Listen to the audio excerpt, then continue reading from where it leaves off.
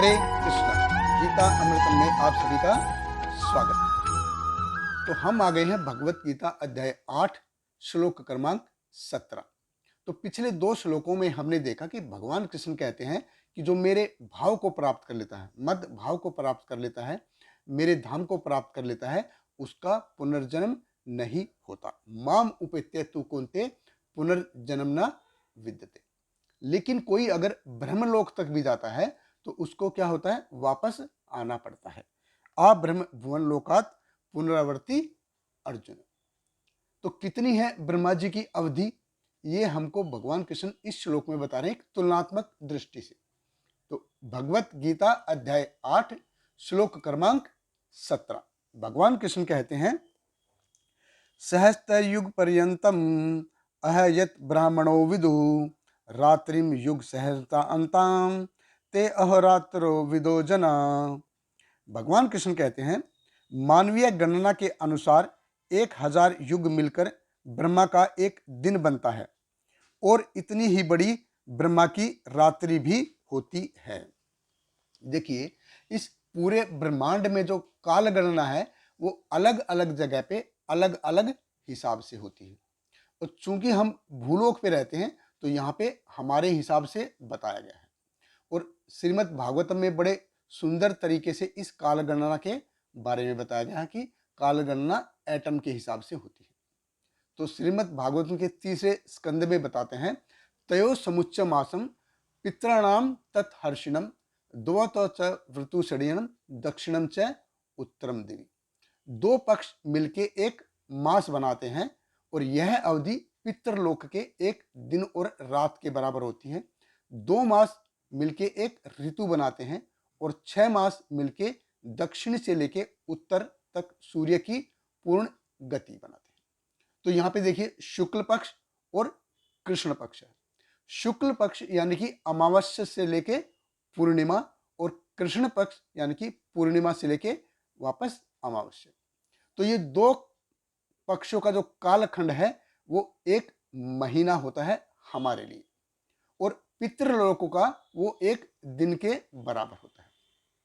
तो श्रीमद् भागवत के अगले श्लोक में जैसे बताते हैं 11वें स्कंद, तीसरे स्कंद के 11वें अध्याय में बताते हैं, अयने च प्राहु वत्सर द्वादश स्मृत संवत्सरम शतम नृणाम परम आयु निरूपितम।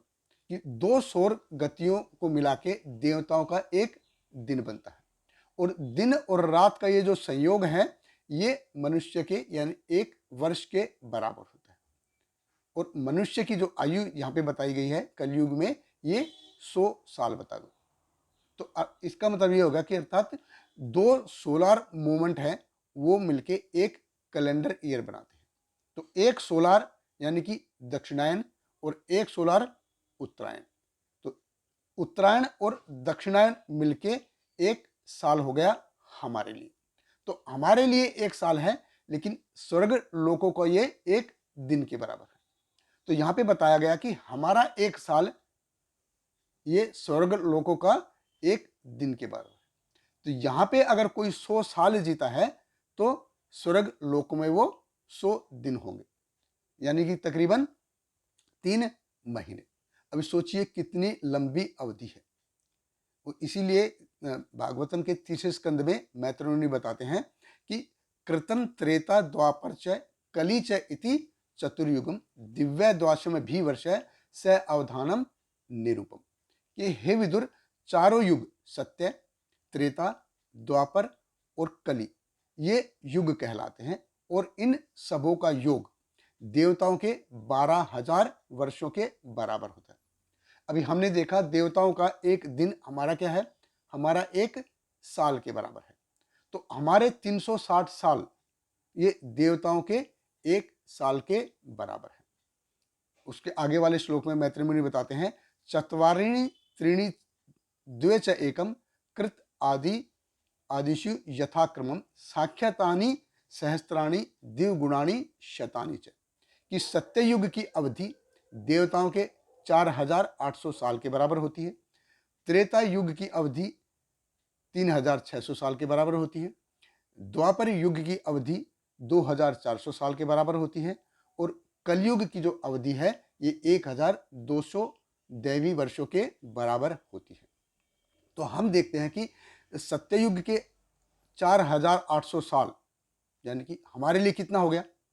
सत्ययुग के 4800 साल मतलब हमारे लिए, हमने देखा था कि देवताओं का एक साल हमारे लिए कितना था, 360 साल के बराबर था। तो ऐसे ही सत्ययुग कितना हो गया, 4800 गुना 360 यानी कि 17,28,000 साल। ऐसे ही त्रेता युग की अवधि कितनी हो गई, त्रेता युग हो गया 3600 साल गुना 360 मतलब 12,96,000 साल। ऐसे ही द्वापर युग कितना हो गया, 2400 साल गुना 360 यानी कि 8,64,000 साल। ऐसे ही कलयुग की अवधि कितनी हो गई, 12,000 गुणा 360 यानी कि 4,32,000 साल। अब इन सारों को मिला दिया गया तो ये होता है 43,20,000 साल। और यहां पे इस श्लोक में भगवान कृष्ण कहते हैं सहस्त्र युग पर्यंतम अहत ब्राह्मणों विदु, कि 43,20,000 साल गुणा 1,000 साल, ये हो गया ब्रह्मा जी के 12 घंटे के बराबर।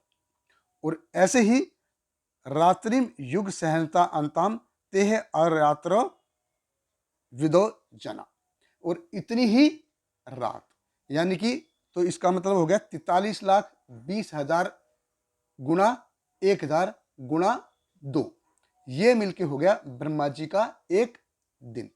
अब सोचिए ये इतना बड़ा ब्रह्मा जी का एक दिन हुआ है, तो ब्रह्मा जी की लाइफ कितनी है, तो ब्रह्मा जी की लाइफ है 43,20,000 गुणा 1,000 गुणा 2 गुणा 360, ये हो गया ब्रह्मा जी का एक महीना।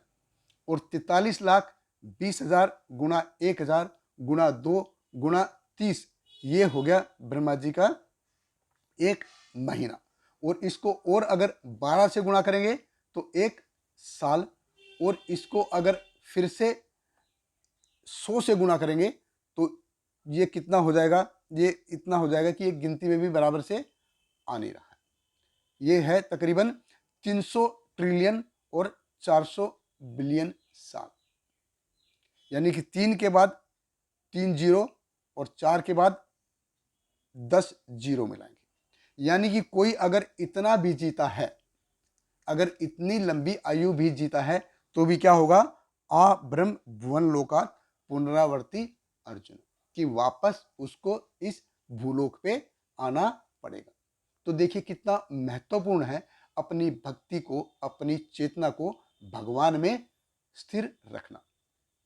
अगर कोई व्यक्ति, अगर हम भगवान को भूल जाते हैं तो चाहे कितना भी लंबा भोग क्यों ना हो जाए, वापस इस भूलोक पे आना पड़ेगा।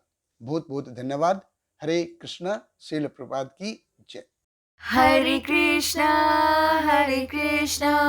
कृष्ण कृष्ण हरे हरे, हरे रामा राम राम हरे हरे।